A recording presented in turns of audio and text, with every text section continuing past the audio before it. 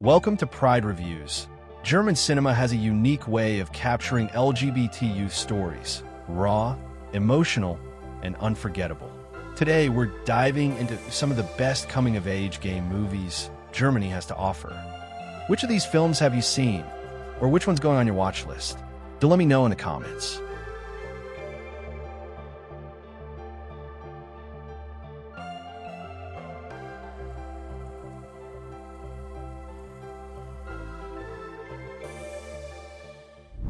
Sasha is a German movie about a tormented boy about his hidden sexuality who will discover that his beloved and gay piano teacher will leave to Vienna.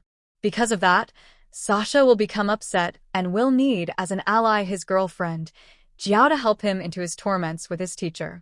Of course, Sasha is coming from an immigrant family from East Europe who are very religious, and so he has to deal with it and hide its feelings from them.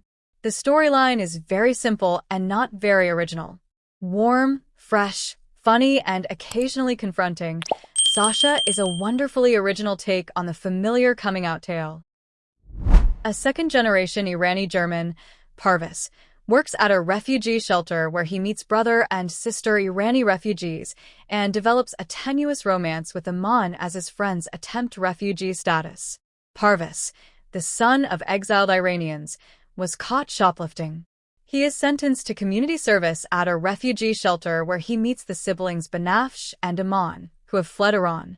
As a romantic attraction between Parvis and Aman grows, the fragile relationship between the three is put to the test. Beautiful scenes, great development, truly hard and loving emotions.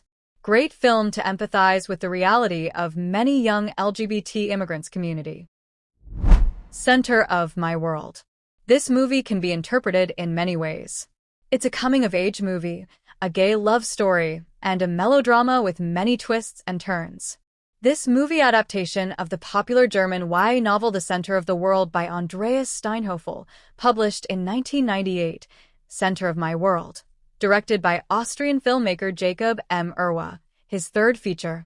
Louis Hoffmann plays Phil, a gay young man who is looking for a boyfriend-lover partner. Janik Schumann plays Nicholas, who is handsome and athletic and becomes Phil's boyfriend and lover, if not partner. Both Hoffmann and Schumann are fine young actors, and they do admirable work in this film. Also involved in the plot is Phil's twin sister, who may or may not have some special powers. Romeos. A drama centered on the relationship between two young men, as one of them navigates the difficulties of life as a transgender man.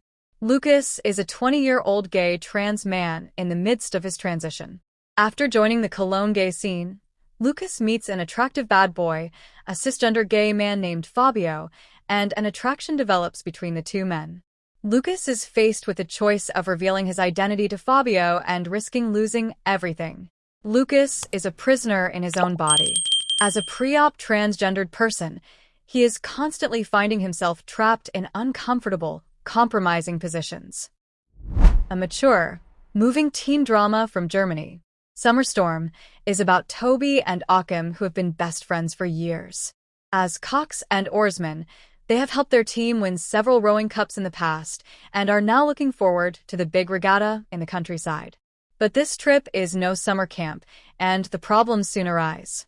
As Achim's relationship with his girlfriend grows more serious, Toby starts to realize that his feelings for Achim run deeper than he's willing to admit to himself. He feels confused, unsure of himself, and increasingly left out. Summer Storm is an emotionally mature and honest film which deals with the issue of coming out with humor, sensitivity, and understanding. The performances are excellent, with the actors and actresses tending to underplay emotions rather than ham-fisting them home, which tends to happen in American teen dramas.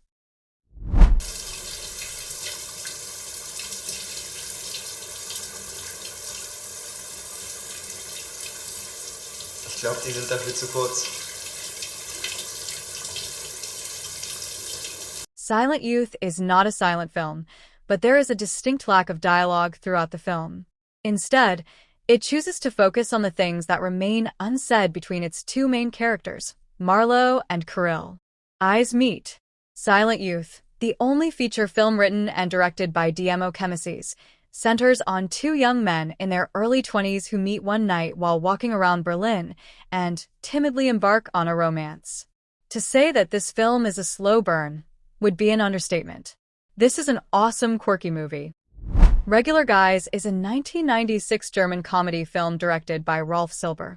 After breaking up with his girlfriend, a cop, Christoph M. Ort, wakes from a drinking binge in another man's, Tim Bergman, bed and questions his sexual orientation. One could relate to Christoph and Edgar, having been in a similar situation. The scene in the locker room at the police station was great too, after rumors were going around. Christoph had reached a point in his thinking where he realized that it just didn't matter. This is an excellent movie. It really impressed me. It also reminded me that there are still true feelings in our global society. I especially admire Tim Bergman Edgar. He's a great actor. Drifter. Moritz moves to Berlin to be with his boyfriend, but their relationship soon ends. The 22-year-old embarks on a journey filled with kinks, metamorphoses, and self-discovery into the depths of Berlin's party scene. Beautiful boys, good directing. There is no message or in-depth theme to this film. Just fun as you get to watch the main character explore the Berlin's progressive LGBTQ+ community. Two old friends get together for a road trip. Jonas, who is German and straight, has invited his British and gay mate Philip for a camping trip. This is ostensibly so Jonas can carry out a photography project.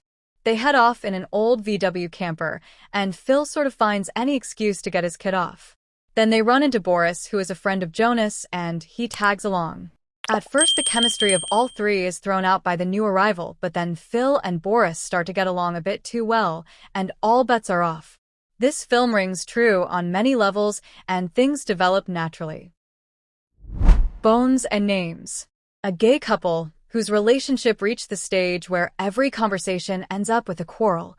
A French director who takes on an intimate project that turns out be very personal.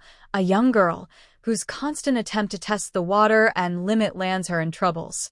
This feature is more a collection of various intimate scenes rather than a one coherent plot. More of food for thoughts rather than a story, with a satisfying end.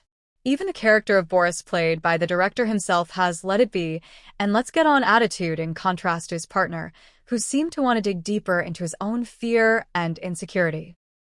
If you enjoyed this list, don't forget to like, subscribe, and hit that bell for more gay cinema deep dives. What's your favorite LGBT film? Drop in the comments. I might feature it next.